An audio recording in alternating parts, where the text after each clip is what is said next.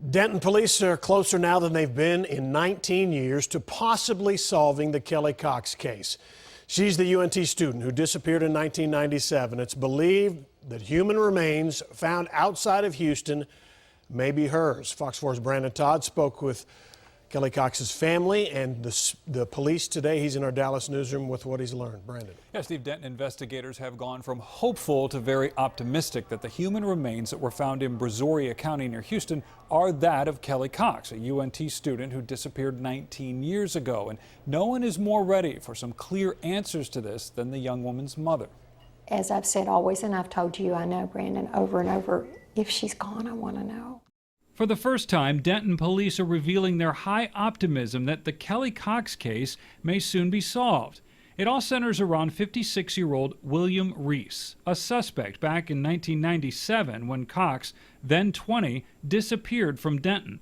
Reese, already serving a 60-year sentence for kidnapping a woman and recently charged with murder for the death of a young Oklahoma woman, always denied his connection to Kelli Cox. Recently, however, he opened up about her whereabouts. He did admit to some involvement in her disappearance, and obviously he led us to this site where he said that her body would be.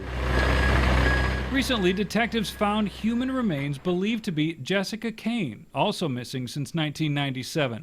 The second find, also human remains, is believed to be Cox, but only DNA testing will confirm that. And I've said from the very beginning when they started this digging in Houston was if it doesn't bring answers about Kelli, I hope and pray it brings answers for some family.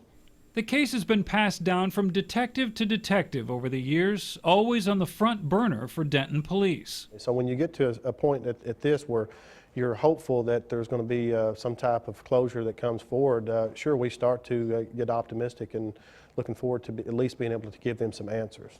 Bynum says there will never be closure. Her daughter is gone, but answers are what she's always wanted. Until you give me a surefire answer you've confirmed based on the DNA that that's Kelli, I'm not closing that compartment yet. Now, DNA testing takes time. Mrs. Bynum is expecting something in the next couple of weeks. At the time that Kelli Cox disappeared, she had a girl that was just about a year old. She is now a student at UNT.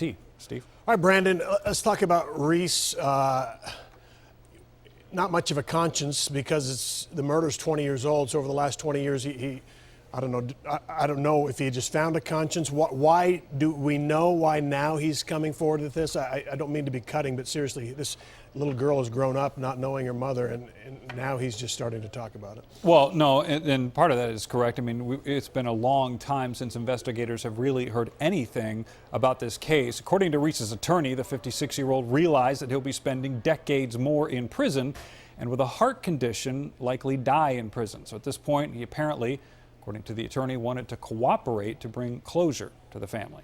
All right, Brandon Todd in our Dallas newsroom, thanks.